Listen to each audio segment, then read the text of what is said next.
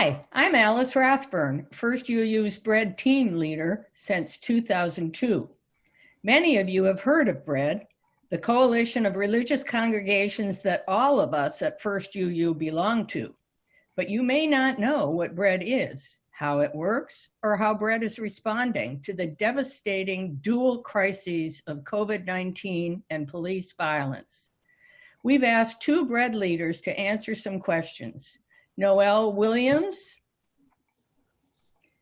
First UU member and B.R.E.A.D's treasurer, and Kathy Levine, B.R.E.A.D's co-president from Congregation Tifereth Israel. First, Noel, will you explain what B.R.E.A.D is? Sure. B.R.E.A.D stands for Building Responsibility, Equality, and Dignity.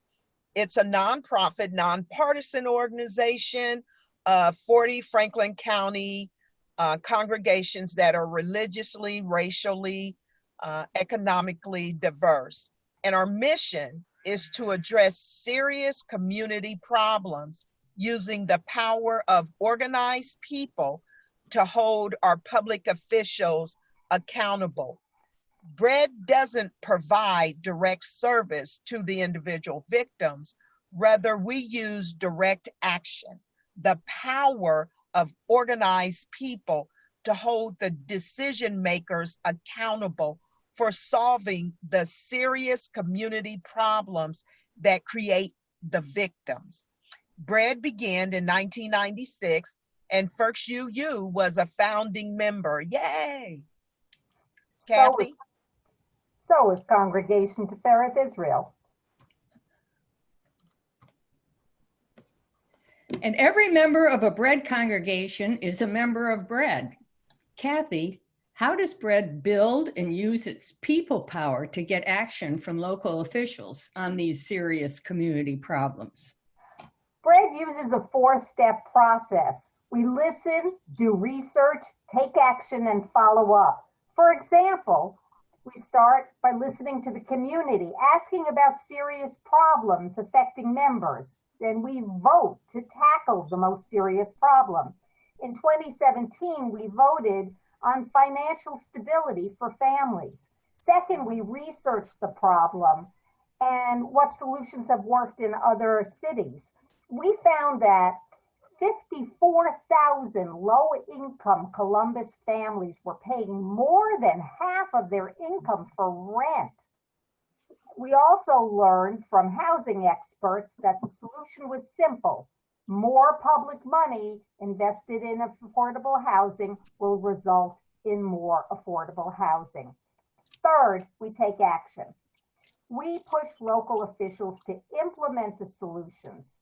Before COVID, each week for 3 months, we attended Franklin County Commissioners meetings and had one of our members tell a personal story. Then in May 2019, 2,600 of us, including a lot from First UU, showed up at the Celeste Center to call on the commissioners for more money. 2 months later, they voted to dedicate an additional $65 million over the next 10 years for affordable housing. Fourth, we follow up to make sure that promises made are promises kept. We're keeping the pressure on the city and county to do more. Noel, what else has B.R.E.A.D accomplished using its people power?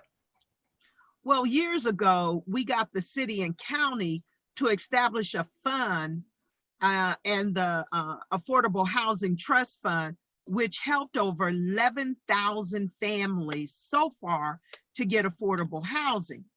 We pushed Columbus Public Schools to get trained in implementing restorative practice to decrease the hundreds of out-of-school suspensions.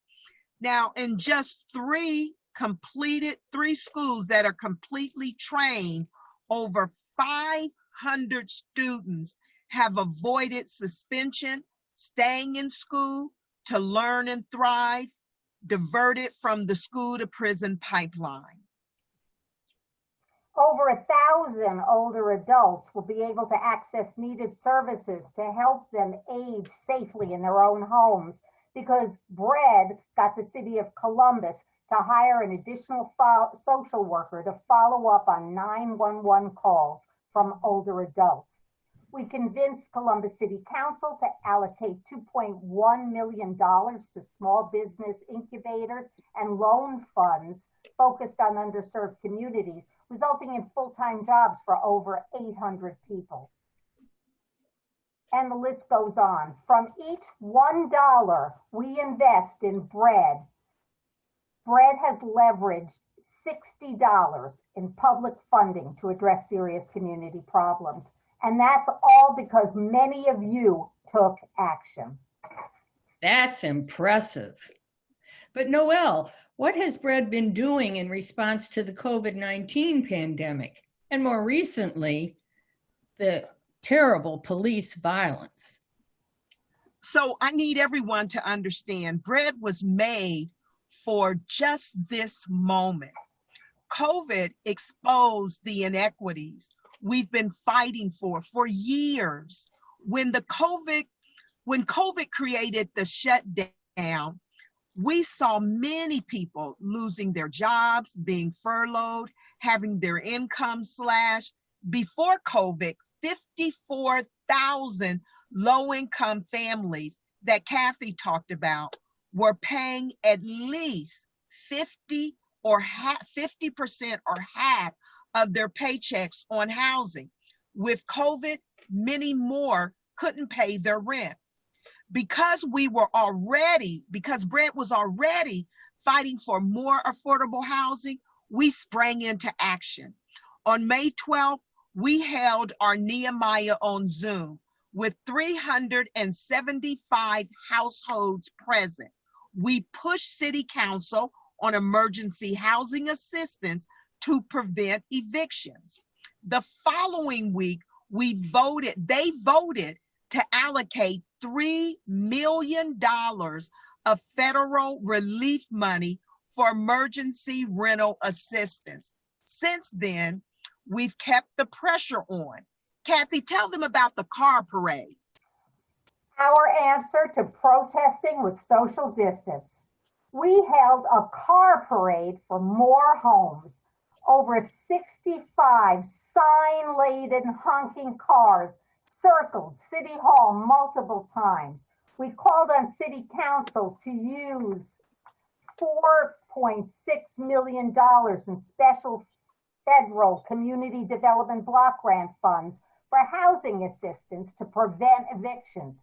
And we pushed them to enact long-term solutions to create more affordable housing.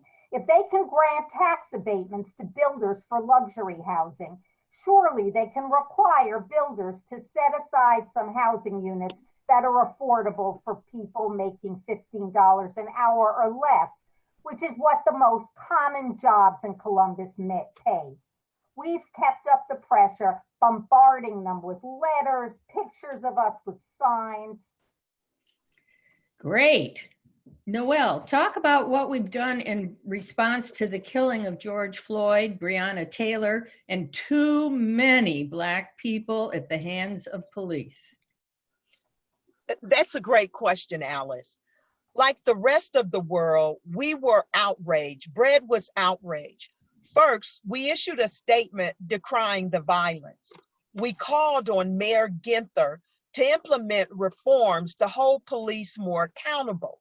But we also asked the mayor to address the system and culture that devalue the lives of people of color and tolerates dramatic disparities by working with us on our issues, which together form a powerful roadmap to racial and economic justice. So we organized a caravan for change, driving protests. Over 70 cars drove by the FOP, the Fraternal Order of Police, and our news conference at the Justice Park. The police chief responded almost immediately by calling me to schedule a meeting with B.R.E.A.D. We had 75 people meet with him on Zoom. And it was good to know that he was there. However, the conditioning has been so thorough, so it's a little frustrating that he wasn't able to step up and be the leader that we expect and that he will become. We're not done. We still are seeking a meeting with Mayor Ginther and the head of the Fraternal Order of Police, the FOP, the police union. We never quit. Do you have any closing comments? Yes, I do, Alice. And first, thank you. Thank you all for first you care and concern. This is what I need you to understand. The anger, the frustration, the pain, the humiliation, the brutality that Black people have been subjected to for centuries must stop. And the only way it's going to stop is that people like us, people like First UUers, must continue to step up, must continue to hold our officials accountable. B.R.E.A.D is the foundation of everything that is going on. Every solution, every issue that B.R.E.A.D has pushed to have implemented definitely uplift African Americans. UUers have been at the forefront of justice. So B.R.E.A.D rises. Thank you. You know, most of us can't feel your pain, Noel, but we're sure angry at the long-term systemic racism and inequities that have oppressed you and other Black and brown people.